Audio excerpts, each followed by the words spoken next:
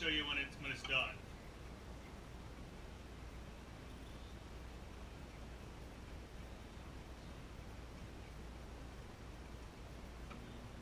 Nice big long piece. That's about right. It's not really making a lot of noise because it's not popping a whole lot. Remember, we took a lot of the moisture out of the meat by the flouring and drying it out. But I don't want it to cook too fast. But I turned it up to I'm almost at a medium heat now on the big pot, and it's frying good. So that's about right.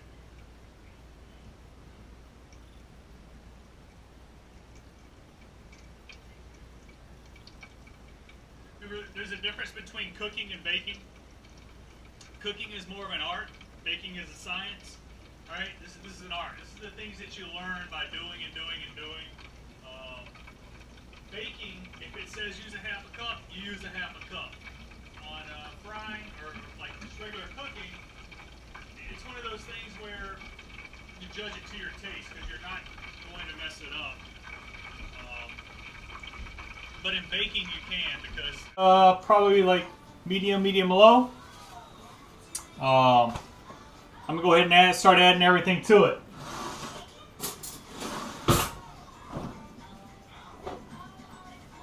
A little bit of garlic, and this is a non-stick, so I don't have to worry about the oils and greases as much. I don't know, teaspoon. Yeah, maybe a little more. I do like garlic.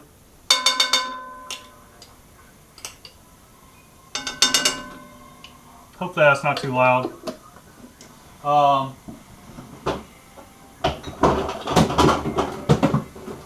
condiments fell out. There we go. Alright, so I got my bacon that I cooked earlier. I just basically kind of just coarsely chopped it. Probably could have chopped it a little bit more. I can start to smell my garlic. You don't want to like blacken your garlic, so go ahead and get it in there. And basically I'm just going to use the extra grease from the what will cook out of the bacon really quick. Let me check this thing over here real quick.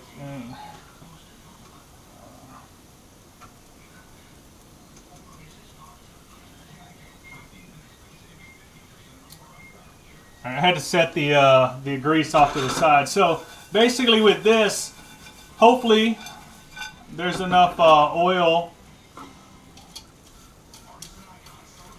that'll cook out of the bacon, and just as soon as I start seeing like a little bit of the oil in there starts to shimmer on the bottom, then I know I've got my bacon heated up enough. So now I have my green beans that I've drained pretty much most of the water out of them. And I use my hands a lot in cooking. They're clean, I promise. I wash them 100 times. And this is probably like the first time you see me actually wash them, so. But I do. Like every time I turn the camera off, I wash them, so. Anytime I go between meats and vegetables or whatever, I go through like a whole roll of toilet paper, or I go through a whole roll of paper towels as I do this, not toilet paper, sorry. Alright, so I start hearing the sizzle. Give it a little turn. Remember, everything in here is done already. The bacon's done. The green beans are really cooked. They're already steamed. I'm just trying to heat everything up. So we'll add a little black pepper. Remember, I like the intense big chunks, so I got the grinder with the peppercorns. Remember, bacon already has like a little salty flavor to it, so you don't need a lot. And I don't really like using a whole lot of salt either, but sometimes it kind of, depending on the dish, you need to. So a little bit of fluff up. We'll let those kind of heat up a minute, and then I'll come back and I'll show you how to make the gravy, all right? All right, so I just put the potatoes on. If I can't edit this out, I'll just admit that I forgot about the potatoes. So we're gonna boil those up, and I'll show you how to make mashed potatoes here in a minute. We're just gonna let that come to a boil, let them get good and soft, and then we'll add everything into it. All right, I got my big pan back. I wanted to use my cast iron skillet, but it's still full of pretty hot grease, so I'm gonna let that sit for a little bit longer. If I had another one, we'd do it in the cast iron. I love cooking in cast iron as much as I can. So we got our bacon grease from earlier.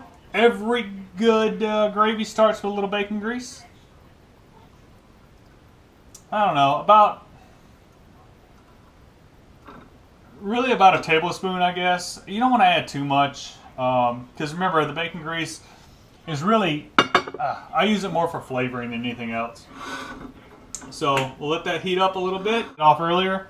I'm just going to go in and put my flour, just sprinkle it in just until it soaks up all of the oil.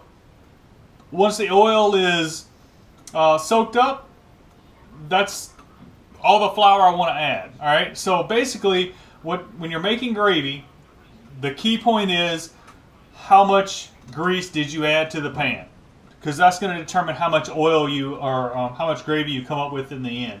So the more grease you put in the pan, the more gravy you're going to have. All right. So I got my oil in the pan. And remember, your oil is what's going to determine how much gravy you make. It really is. The more oil, the more gravy you're going to have. I use about a tablespoon. So all I'm going to do is I got about a tablespoon of oil in there. I'm going to take my flour and I'm going to sprinkle it in my pan until, kind of fine as you can, until all of the oil is absorbed. Once the oil is absorbed, and you can kind of you got to mix it up really good.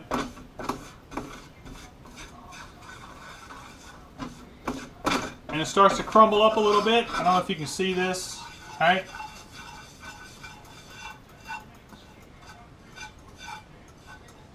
All right. It's absorbed right now. All right. Now I'm going to add my milk. And I got this over about a medium to low heat. All right, start off a little. Oops. May have made a little bit of a mess there. Always keep a rag handy, right? Because you don't want you smelling milk.